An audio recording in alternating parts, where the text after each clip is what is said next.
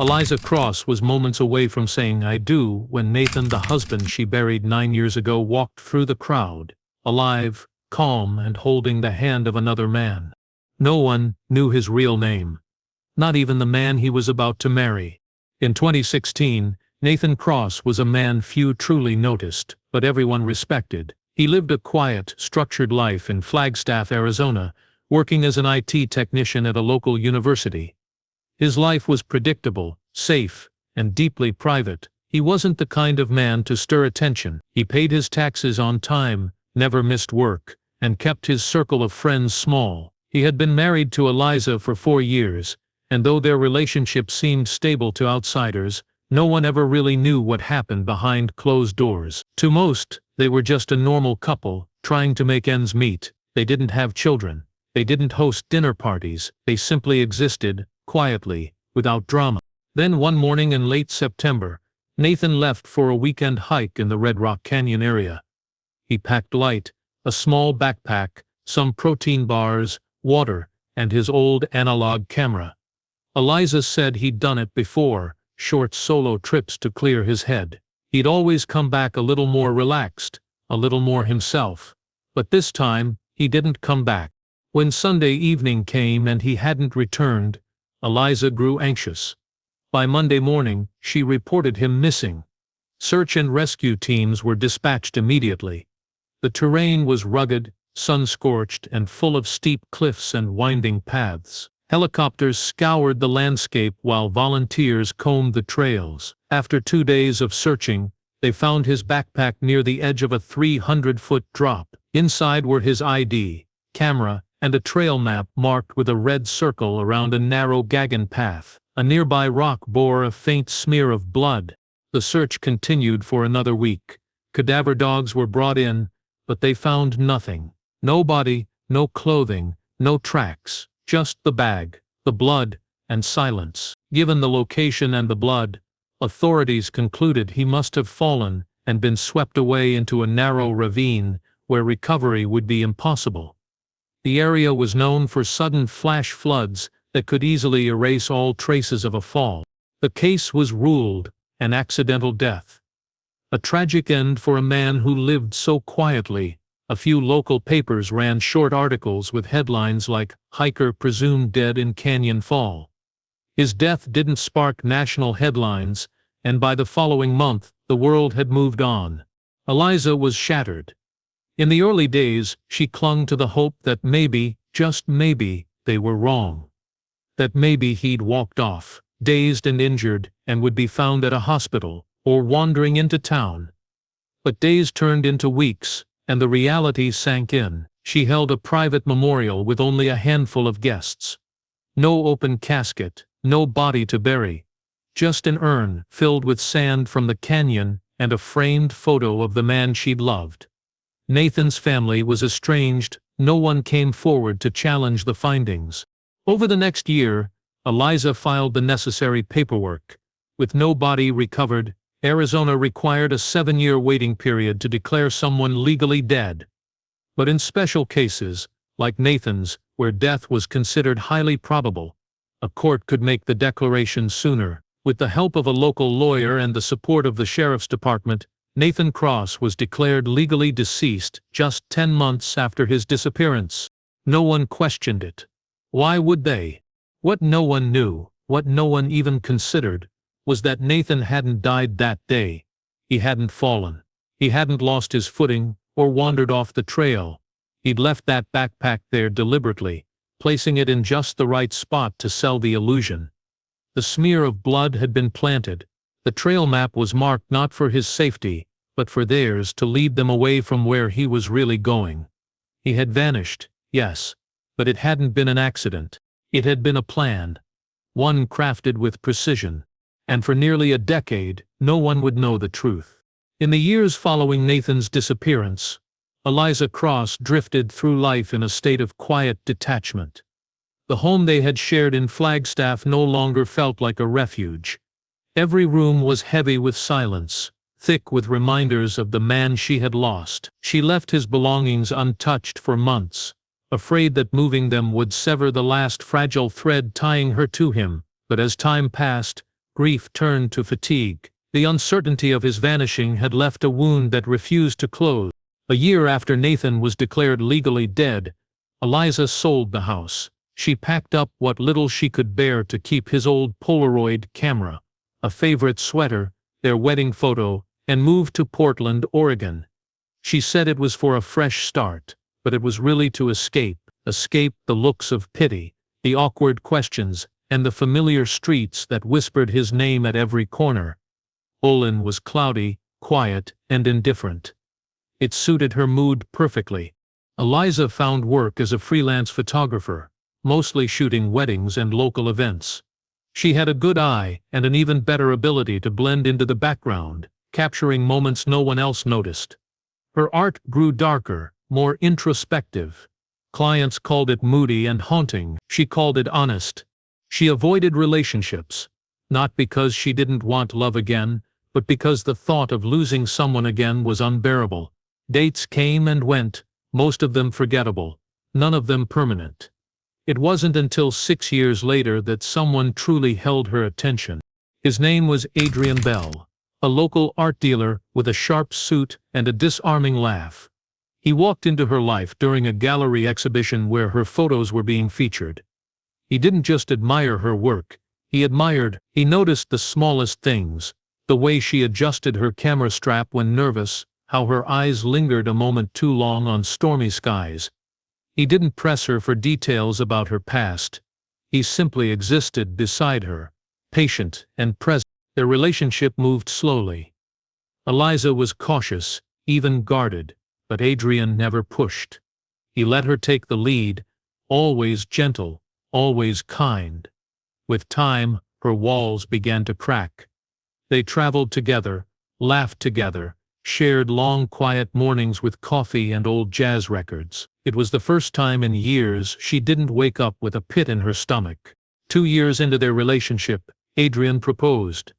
It wasn't a grand gesture. No violin quartet or flash mob. Just a quiet moment in their garden, a ring tucked inside a vintage film canister. Eliza hesitated, but only for a breath. Then she said yes. She told herself this was the beginning of a new chapter. She had mourned long enough.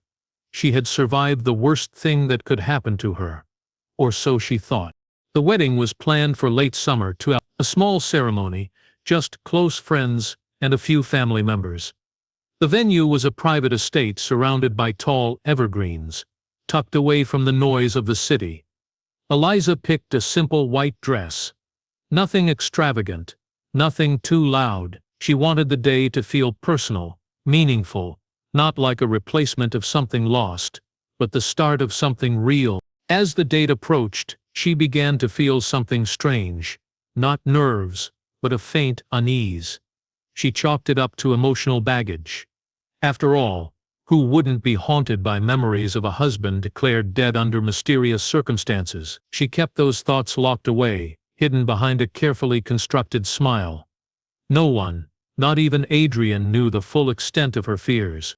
But what Eliza didn't know, what no one could have known, was that somewhere across state lines, a man named Michael Dane was packing a bag. He was heading to Portland with his partner for a wedding he didn't want to attend, a wedding that would shatter everything. And unknowingly, he was heading straight toward a woman who believed he had died 9 years ago. Michael Dane lived in a quiet neighborhood in San Luis Obispo, California. He kept his life simple, routine-driven, orderly, and intentionally under the radar. He was the type of person who didn't attract attention. He rarely posted on social media, never attended large gatherings, and worked from home as a freelance software consultant. To most people, he was just another reserved tech guy who preferred the company of code to crowds. But to Julian Frost, he was something more gentle, affectionate, and mysteriously captivating. Julian was a musician, bold and expressive, the opposite of Michael in almost every way. Their relationship worked because Julian never asked too many questions.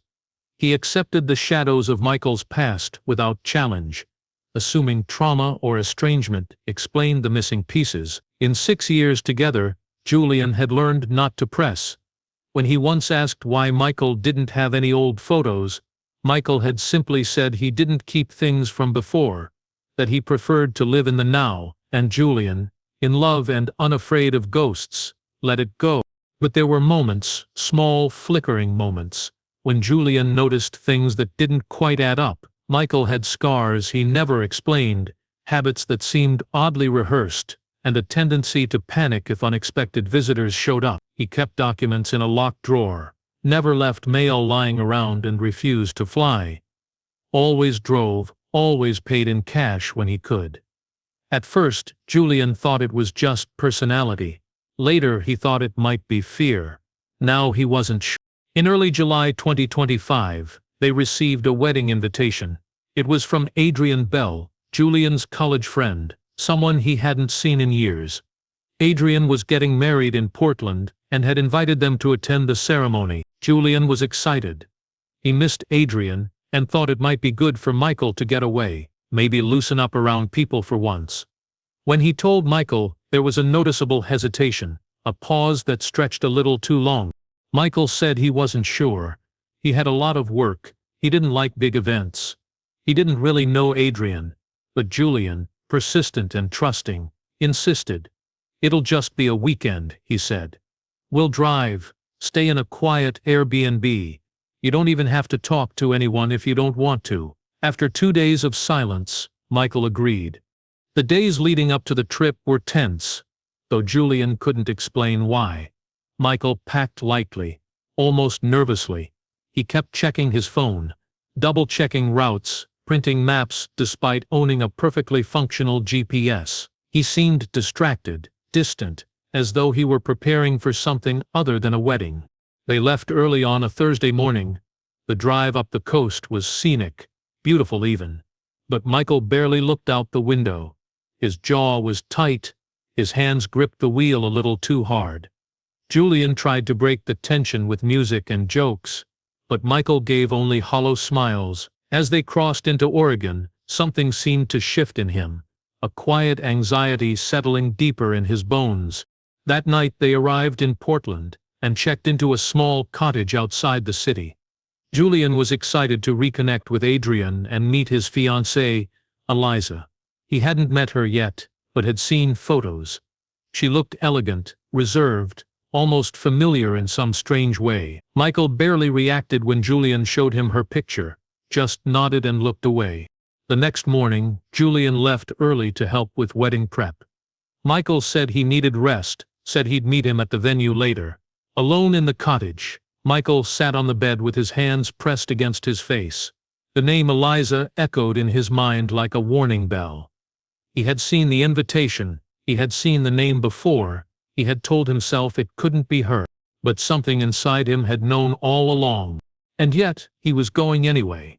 The estate was tucked deep into the woods outside Portland, wrapped in towering evergreens and guarded by a long, winding driveway that led to a clearing soaked in golden sunlight. It was serene, almost cinematic, the perfect setting for a quiet, romantic ceremony. Dozens of chairs were set in neat rows on the lawn, white ribbons danced in the wind, and the soft hum of string music drifted in the background. Eliza stood in a small dressing room, just inside the house, her white dress perfectly pressed, her hair pinned into an elegant twist. From the outside she looked composed. Inside, her heart thudded like a warning drum. She wasn't sure why she felt so unsettled. Everything was perfect. The weather, the setup, the timing, even Adrian, normally a whirlwind of energy, had taken on a calm, collected presence. Guests were arriving slowly, filtering in with warm smiles and champagne flutes. Laughter echoed across the lawn, light and carefree.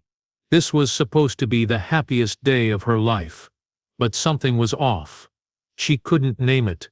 Just a gnawing feeling she had carried for weeks. A feeling that something or someone was about to change everything. Across the estate, just past the hedges and near the parking area, a car pulled up. It was an older sedan, clean but nondescript. Julian stepped out first, sunglasses on, grinning as he stretched his arms above his head. "Finally," he muttered, "nature and wine. What more could I want?" He circled around to open the passenger door, Michael emerged slowly, scanning the surroundings with the quiet caution of a man walking into unfamiliar territory. He was dressed simply, in a gray jacket and dark slacks. Nothing flashy, nothing that drew attention, but something about him was deeply out of place, like a man walking through the ruins of a home he once lived in. They walked together toward the entrance, Julian waving cheerfully at a few familiar faces. Michael kept his eyes low, his posture slightly hunched. Every step felt heavier than the last. He didn't want to be here. He had told himself it was coincidence. Just another woman with the same name. Eliza wasn't uncommon. The odds meant nothing. The past was buried. Until he saw her. It happened in an instant. Michael turned the corner toward the main garden, and there she was, standing under a floral arch, checking the placement of the chairs, her back half turned, veil trailing behind her like a ghost. His legs stopped moving. His breath caught. 9 years fell away in a single, thunderous moment. Eliza turned. Their eyes met. She froze, a porcelain figure cracking before an invisible crowd. Her mouth opened slightly, no sound escaping. The champagne glass in her hand slipped, shattering against the flagstone path. Conversations around them quieted into confused murmurs. Guests looked back and forth, trying to understand what had just happened. Michael instinctively took a step back. Eliza staggered forward. Then everything dissolved. Her knees gave out, and she collapsed into the arms of a bridesmaid rushing to catch her. Adrian, confused and alarmed, ran toward her, calling her name. But she couldn't respond. She couldn't breathe. All she saw was his face. The face of the man who was supposed to be dead. The face of the man she had mourned, buried, and somehow loved all these years. There was no mistake. Nathan Cross had just walked into her wedding, and nothing would ever be the same again. The news traveled faster than anyone could contain it. By the time Eliza was helped to her feet and led inside the estate house, whispers had already spread through the crowd. Some guests assumed it was a medical emergency, fainting from nerves, maybe low blood sugar. Others had seen enough to know something wasn't right. Adrian, shaken and confused, tried to comfort Eliza as she sat trembling on a velvet chair, her hands clutching the arms as if she were bracing against the entire world. But Eliza couldn't speak. She couldn't even form a thought. Her mind was trapped in the space between memory and reality. The man she saw, she knew him. Not like a resemblance, not a trick of light or a haunting. She knew that face. The slight scar above his left brow. The way his shoulders sloped when he stood still. The way his eyes had flicked away from hers in that exact, unmistakable way he always did when he felt caught. It was Nathan, her husband. The man she had buried in her mind, her heart, and in legal documents nearly a decade ago. Adrian called for water, called for space, called for answers, but Eliza heard none of it. She could still see him, out there on the lawn, standing in stunned stillness beside a man she didn't recognize. Dressed like a guest, breathing, alive. Security, unsure what was happening, discreetly ushered Michael and Julian to the far side of the estate. Julian was visibly confused and concerned. "What's going on?" he asked again and again. But Michael, Nathan, said nothing. He just stared at the ground, his hands shaking. He knew the illusion had collapsed. All the years of careful construction, of hiding in plain sight, were unraveling in real time, and it was his fault. He should have checked. He should have left. But he hadn't. Because part of him, some dark, selfish part, had wanted to see her again. The police arrived within the hour. It wasn't chaos. Not yet. But the venue had quietly descended into something colder than panic, confusion wrapped in fear. Officers asked to speak to the man identified as Michael Dane. They ran his ID. It was real, or at least, it looked real. But when they ran facial recognition against national databases, a red flag went up within minutes. Nathan Cross, reported dead, declared deceased in Arizona. Everything changed after that. Eliza, slowly regaining her voice, confirmed it without hesitation. She told officers that man out there was her husband. She described his habits, his full name, the details of his disappearance. She told them about the blood found on the rock, the backpack, the court declaration of death. She even recited his social security number from memory. Officers cross-referenced the information. Everything lined up. Michael Dane was not real. Within hours, Nathan Cross was placed under temporary custody. Not under arrest, yet, but as a person of interest in what had suddenly become an active investigation. Julian, stunned beyond words, sat in the car with his head in his hands. The man he had planned to marry, the man he'd shared a home and life with, had not only lied to him but faked his own death to become someone else. Reporters showed up the next day. By then the wedding was called off. Guests had returned home, speaking in hushed tones about the ceremony that turned into a crime scene. The story hit local news first, then national headlines. Dead husband returns at ex-wife's wedding. It sounded too bizarre to be true, yet there it was, playing out across televisions and social media feeds like a twisted movie script. But for Eliza, it wasn't just a story. It was the unraveling of her entire life. And the man at the center of it had just resurfaced, dragging every buried secret up with him. The investigation into Nathan Cross, now exposed as Michael Dane, unfolded like peeling back layers of a carefully constructed lie. At first, law enforcement wasn't even sure what charges, if any, could be filed. Faking one's death wasn't technically illegal, but everything surrounding it, the forged identity, the possible insurance fraud, and the use of false documents, was a tangled web of deception that demanded untangling. Detectives from both Arizona and Oregon collaborated, reopening the original missing person case. They combed through the original search records, questioning whether there had been signs they had missed. It didn't take long before inconsistencies began to emerge. The blood found on the rock, once accepted as conclusive, had never been DNA tested. Back then, the presence of Nathan's backpack and the bloodstain had been enough. But now, under renewed scrutiny, investigators traced the source and confirmed the blood was his. Yes, but also discovered it had been preserved, possibly drawn during a medical visit several months prior to his disappearance.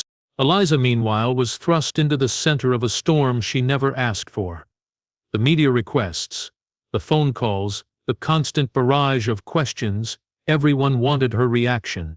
But she gave none. She spent her days behind locked doors, sifting through old journals trying to understand what she had missed. How she had loved a man capable of vanishing so completely. Some nights she didn't sleep at all, haunted by memories that now felt manufactured. She questioned every conversation, every touch, wondering which parts had been real and which had been rehearsed. Then came the breakthrough. While executing a warrant at the house Nathan and Julian had shared in San Luis Obispo, police found a locked filing cabinet in the garage, hidden in a false wall behind stacks of old boxes. The cabinet was heavy, dusty, and secured with a digital code. It took hours to crack. Inside were documents, some real, most fake, and a hard drive. What was on it changed everything. It held hundreds of encrypted journal entries, written over the course of several years. Each one detailed Nathan's descent into secrecy, starting as early as 2014. He had been living a double life long before his disappearance. The entries revealed a man in turmoil, struggling with his identity, battling inner fears and slowly building a plan to escape. He felt trapped in a marriage he couldn't emotionally sustain and in a version of himself that felt like a lie. His words were not cruel, but cold, calculated. He believed vanishing was kinder than confrontation. He wrote about collecting his blood sample, about scouting the canyon for the right spot, about forging documents under a new name he carefully chose. Michael Dane, he wrote, was a blank slate, a man with no past, no pain, no obligations. He had moved to California under that name, worked low-profile tech jobs, paid cash whenever possible, and avoided every trace of his former life. When he met Julian, he genuinely fell in love, but never shared the truth. The lies had already gone too far. He kept telling himself he would confess eventually, but he never did. Julian, reading these entries after being given access, was devastated.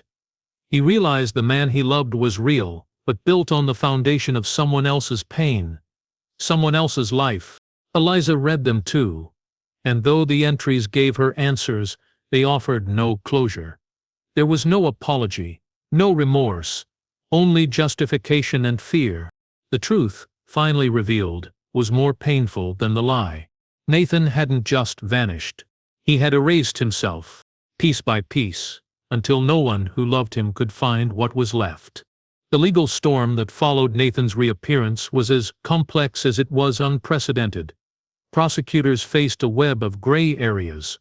Faking your death, in itself, wasn't directly illegal, but how Nathan had done it, using forged documents, providing false information to law enforcement, and benefiting indirectly from that deception, gave authorities enough leverage to pursue serious charges. The more investigators dug, the more they uncovered a timeline that spanned almost a decade of carefully maintained lies. Nathan had used a fake social security number, obtained through a fraudulent birth certificate he'd filed under the name Michael Dane. With that identity he had applied for housing, utilities, and even received emergency healthcare services on 2 occasions, one of which was subsidized by a low-income assistance program. That alone counted as federal benefit fraud. On paper, he didn't exist before, and the man who did, Nathan Cross, was legally dead. The most significant breakthrough, however, came when forensic accountants traced the life insurance policy Nathan's employer had held for him. It was modest, only $75,000, but it had been paid out to a trust account under Eliza's name after he was declared dead. At the time, Eliza hadn't touched a cent of it. She'd found the idea of using money tied to Nathan's death unbearable. Eventually, she'd had it transferred into a fund she never accessed, hoping maybe someday to donate it in his memory. But here was the twist. Nathan had created that trust himself, months before his disappearance. His name was buried in the administrative filings, one of the subtle, clever manipulations he had put in place to control his exit. It was enough. Nathan was arrested formally on charges of identity fraud, falsification of government documents, wire fraud, and unlawful receipt of federal aid. Julian was present when the warrant was served. He didn't say a word as they placed Nathan in handcuffs and walked him to the squad car. He just stood in the hallway, arms crossed over his chest, face unreadable. He hadn't spoken to Nathan since the wedding. There was nothing left to say. Eliza, too, kept her distance. She was approached to testify, but prosecutors already had enough. Her civil lawsuit, filed quietly but forcefully, sought damages for emotional distress, financial deception, and reputational harm. Her lawyer called Nathan's actions a multi-year campaign of psychological abandonment. Nathan's legal team, likely realizing the depth of the evidence against him, negotiated a plea agreement.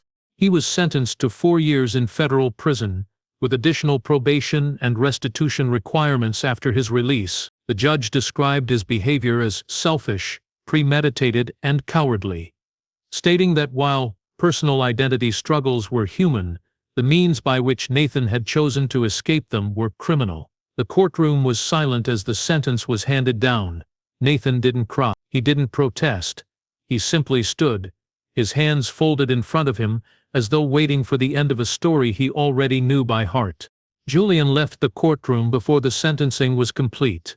Eliza stayed until the very end. As she walked out, she passed Nathan in the hallway, flanked by U.S. Marshals. He looked at her, just for a moment, not pleading, not apologizing, just watching, as if seeing a version of himself that had long since been buried. The headlines erupted again. Talk shows debated whether Nathan was a villain or a victim of his own fears. Some empathized. Most didn't.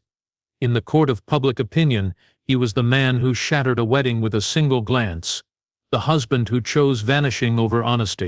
But the people closest to him didn't care about the headlines. They were still sifting through the debris, because betrayal, once it wears the mask of death, cuts deeper than anyone expects. In the months following the trial, silence settled where chaos had once lived. The media coverage faded, replaced by newer scandals, newer faces. But for the people left in Nathan Cross's wake, Life didn't simply resume. It rebuilt itself, brick by brick, on fractured foundations.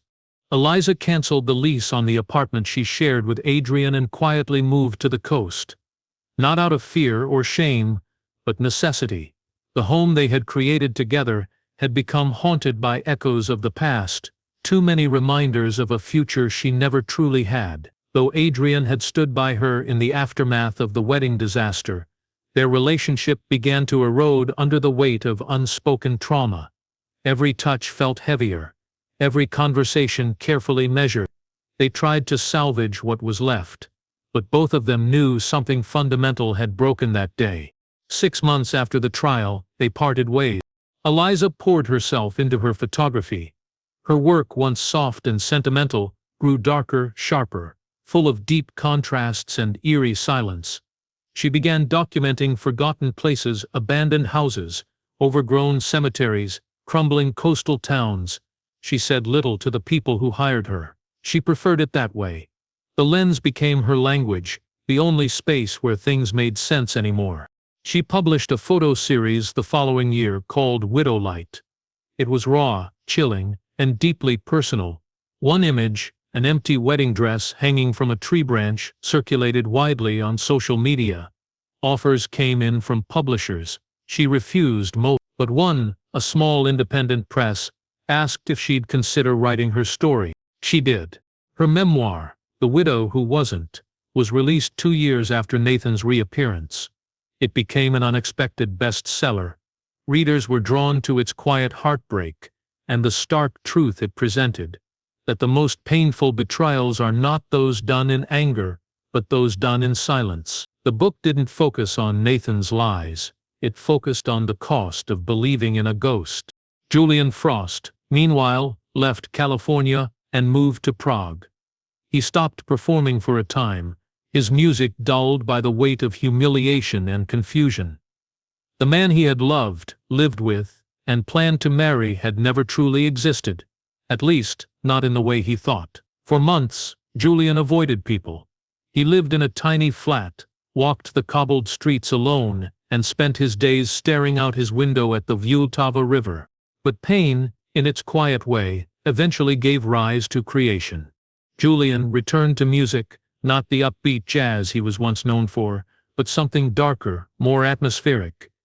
He released an album titled False Start, a moody, haunting piece of work that critics described as achingly beautiful and devastating. He never mentioned Nathan publicly. He didn't need to. Every note carried the weight of what he'd lost.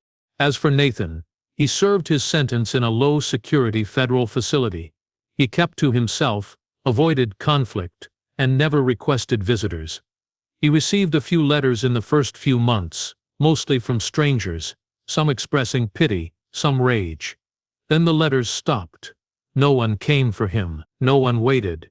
Upon his release, he was assigned probation and ordered to pay restitution, but his name was burned into the internet forever. Nathan Cross, the man who faked his death and destroyed 2 lives with a single choice. He disappeared again, but this time, not by choice, just faded into the margins where people go when there's nothing left to say.